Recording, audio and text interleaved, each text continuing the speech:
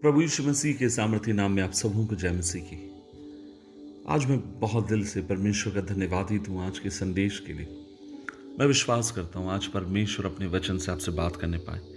मत्ती रचित सुसमाचार अध्याय 14 उसकी 22वीं आयत लिखा है, तब उसने तुरंत अपने चेलों को नाव पर चढ़ने के लिए विवश किया कि वे उससे पहले पार चले जाएं, और जब वह लोगों को विदा करे, वह लोगों को विदा करके प्रार्थना करने को गया। अजीजों, क्या हुआ यहाँ पर? हम देखते हैं इसकी चंद आयतों में, इसके पहले की, प्रभु यीशु मसीह एक बड़ा चमत्कार करते हैं। और वो चमत्कार क्या है? 5 रोटी 2 मछली लेकर प्रभु एक भीड़ को भोजन कराते हैं। कहा जाता है कि 5000 वहां पर लिखा है बाइबल में, लेकिन बाइबल के पंडित लोग मानते हैं कि 20,000 से अधिक लोग वहां होने चाहिए थे। और यहां हम देखते हैं प्रभु ने चमत्कार किया, और ना केवल प्रभु ने चमत्कार किया, लेकिन जब आप बाइबल को ध्यान से पढ़ेंगे तो आप देखने पाएंगे चेले भी कहीं ना कहीं इस चमत्कार में शामिल थे। क्या आप कल्पना करते हैं कि 20,000 लोगों के लिए प्रभु रोटी तोड़कर देते चले गए? नहीं। मुझे लगता है कि प्रभु ने जब रोटी तोड़कर दिया, चेलों ने देखा, उन्होंने भी वैसा ही किया, और परमेश्वर अद्भुत काम वहां करते हैं। चेलों ने के द्वारा प्रभु ने चमत्कार किया, प्रभु ने खुद भी वहां चमत्कार किया। तो जब ये चमत्कार हो रहा था और होने के बाद जब लोग तृप्त हो गए, तो प्रभु तुरंत अपने चेलों से कहते हैं कि तुम नाव में बैठकर उस तरफ जाओ। क्यों प्रभु ने अपने चेलों को विवश किया जाने के लिए? उसका बड़ा कारण था, जहां तक मैं बाइबल समझता हूं, प्रभु चाहते हैं अगर एक चमत्कार हुआ है तो वहां से आगे की तरफ बढ़ो।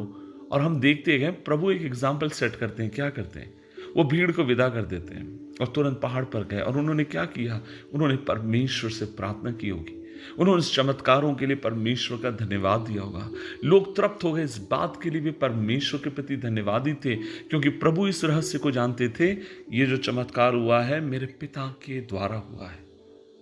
लेकिन जब चेले वहां खड़े हैं, चेले इस बात को दिखाना चाहते थे कहीं ना कहीं कि ये जो चमत्कार है ना, ये हमारे द्वारा है।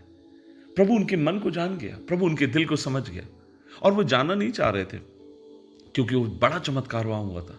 चेले क्या करना चाह रहे थे? वो उस दिन भीड़ के साथ समय बिताना चाह रहे थे, और कहीं ना कहीं भीड़ की वाहवाही वो लूटना चाहते थे, इस बात को कहते हुए कि आपके द्वारा एक बड़ा चमत्कार हुआ है।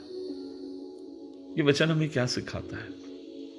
अजीजों, जब कभी प्रभु हमारे द्वारा एक बड़े काम को करे, प्रभु चाहते हैं हम वाहवाही लूटने वाले ना हो, लेकिन हम अपने परमेश्वर की उपस्थिति में आकर अपने प्रभु को धन्यवाद देने वाले हो। जब कभी आप किसी की मदद करें, जब कभी परमेश्वर आपके द्वारा एक अद्भुत काम करे, जब कभी परमेश्वर आपके द्वारा एक असंभव काम को करे, आप प्रभु से अनुग्रह मांगिए कि वो आपको तौफीक दे, वो आपको अनुग्रह दे कि आप उसकी उपस्थिति में जाकर उसके प्रति धन्यवादित हो जाइए और कहिए, प्रभु हम तो अयोग्य दास थे और तूने हमें इस्तेमाल किया पिता। और जब हम प्रभु के प्रति धन्यवादित होते हैं, तब परमेश्वर हमें एक और चमत्कार के लिए तैयार करता है। आप देखिए, प्रभु ने चमत्कार किया, वे पहाड़ पर प्रभु की उपस्थिति में प्रार्थना करने के लिए गए, और बाइबल कहती है कि अगले पल एक और चमत्कार उनकी जिंदगी में हम देखते हैं प्रभु करते गए, वह पानी पर चलते हैं। और चेलों के साथ यहां हम देखते हैं, चेलों को भी प्रभु ने इस्तेमाल किया था उस चमत्कार को करने के लिए, जो वाहवाही लूटना चाहते थे।